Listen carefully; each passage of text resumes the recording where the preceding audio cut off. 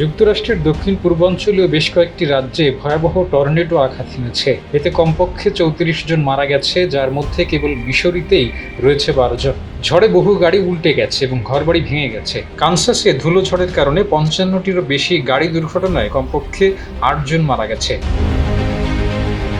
Trucker পাওয়ার outage এর তথ্য অনুসারে ১৫ই মার্চ শনিবার সন্ধ্যায় মিশিগান, মিসৌরি, ইলিনয় সহ ৫টি রাজ্যে ১,৭০,০০০-এর বেশি বাড়ি বিদ্যুৎবিহীন ছিল। পূর্ব লুইসিয়ানা, পশ্চিম জর্জিয়া, মধ্য টেনেসি এবং পশ্চিম ফ্লোরিডা প্যানহ্যান্ডেল জুড়ে টর্নেডো সতর্কতা জারি করা হয়েছে।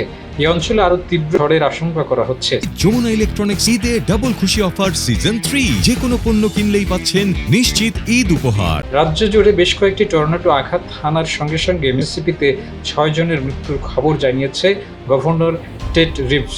দেশটির জাতীয় আবহাওয়া কেন্দ্র জানিয়েছে শনিবার রাত এবং শনিবার ভোরে ২৬টি টর্নেডো আঘাত হেনেছে। আরকানসাস, ইলিনয়, মিসিসিপি ও মিসৌরি অঙ্গরাজ্যের কিছু অঞ্চলে শক্তিশালী বজ্রপাত হয়েছে। এতে অনেক বাড়িঘর ক্ষতিগ্রস্ত হয়েছে। বাসিন্দাদের সতর্ক থাকার আহ্বান জানিয়েছেন জর্জিয়া অঙ্গরাজ্যের গভর্নর ব্রায়ান কেম্প। যে কোনো সময় নিরাপদ স্থানে চলে যাওয়ার জন্য প্রস্তুত থাকার ব্যাপারে সতর্ক করেছেন তিনি।